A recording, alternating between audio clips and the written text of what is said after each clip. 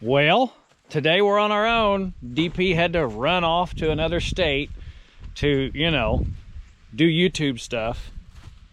And we are going to get the experience of building dry dams. And we've never done it before. So let's get this day going. And yes, we did check the oil.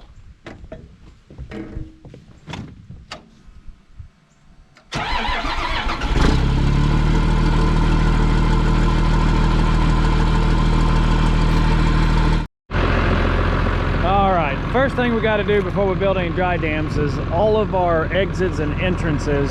Some of the entrances are dry dams, some of the entrances are open ditches like this that the field tile kind of just feeds, the water feeds the field tile from the top of the surface into the pipe, and then it goes out the other end. We may put a riser on here later on, we're not 100% confident, but we've got what we call this start hole right here, and as you can see, the crop field is to this edge, so I've got to get this covered up, blend it in, and then where we actually plowed that in, we've got to clean that up some and get some of those crumbs pushed around so the farmer can come in, disc it off, and get it ready for planting again.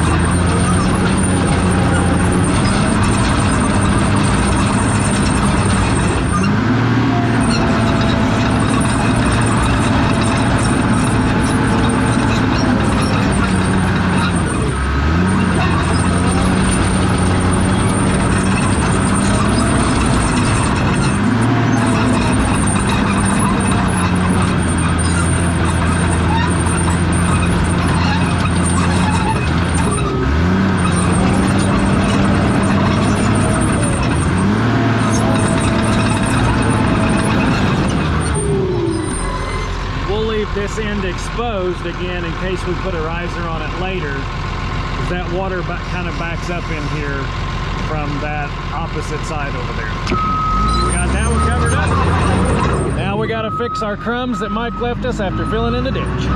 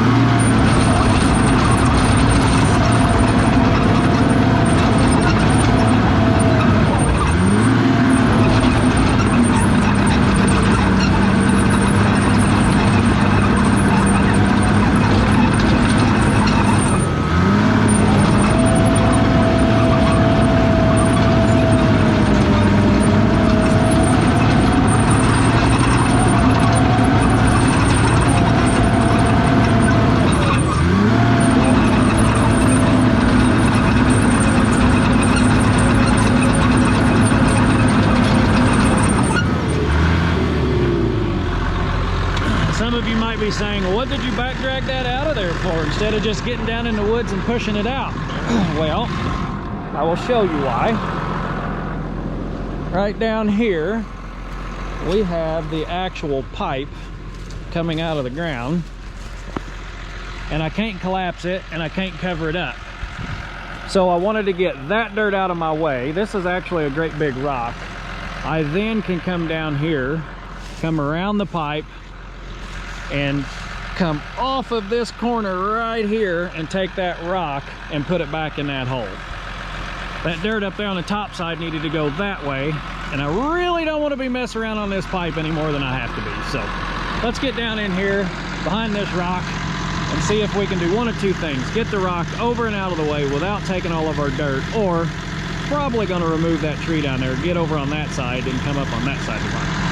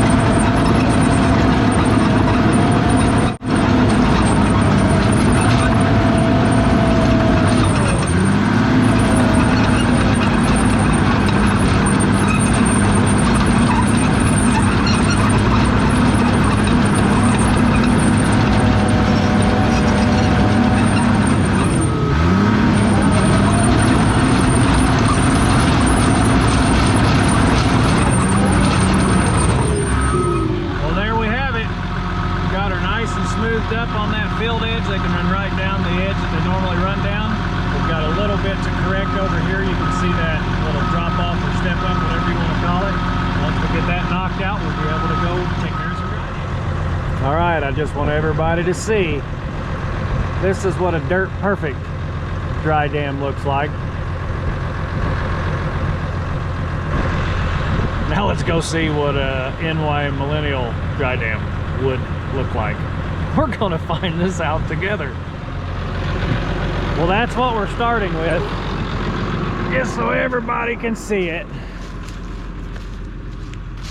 I guess this is what DP considers a roughed in dry dam. It's rough, all right.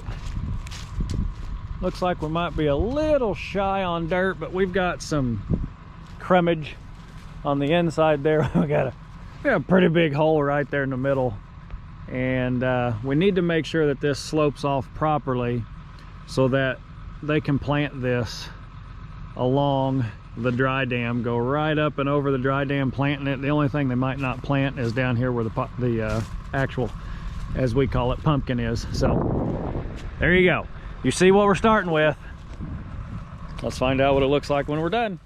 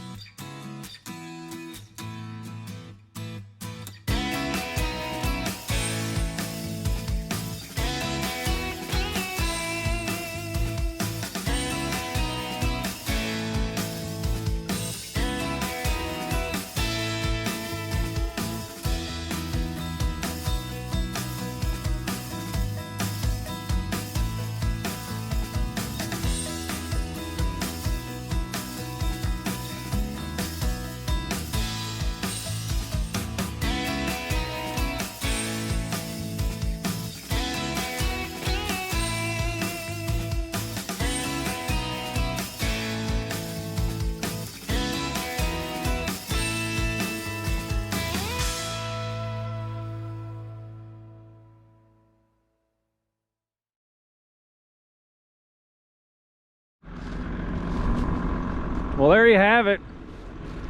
First NY Millennial dry dam. We got to do a little bit of footwork down here right around the riser. This is some really loose sandy dirt, but first time, I feel pretty good about that. Number one, we didn't break off the pumpkin. That's always a good first step. Number two, I think we have the right height. Yes, I could have back drugged this little bit right here with the dozer, but we've been talking for 35 seconds and, well, it's already done. We've got height. We're above the riser. We've got a nice level top that connects both sides. We aren't perfectly in line with their rows. You can see their rows go like that, but in order for me to kick that dry dam perfectly in line, well, I would have needed about twice the amount of dirt that I pushed up here. And I think the slope is slow enough that they'll still be able to go across that and then blend in. And you can see from the rows over here, right there's the straight. You come up here on the flat, it's still straight. So it's just that opposite half of the dry dam that's not perfectly in line. And basically you take this amount of dirt here and put it on that back side, and that would have been the only way to get it to be perfectly straight. And I could be wrong. DP might say, yeah, we need to hog that out more, but it would have taken a lot more dirt. I couldn't simply transfer this dirt downhill because I never would have made it to the elevation that we would have needed. It would have had to come over and then the same amount of dirt come in where this is at to get it to tie in perfectly straight. So we're going to call that good. Right here where we plowed through, it's kind of rocky down in there, so it split it up real bad. I'm going to roll both of those edges in, track that in really nicely. We got one more dry dam on the other side to build. First one, it's done. We'll see if we get a check of approval or not from DP and also Farmer Chris. Obviously Farmer Chris is the one that really has to be happy.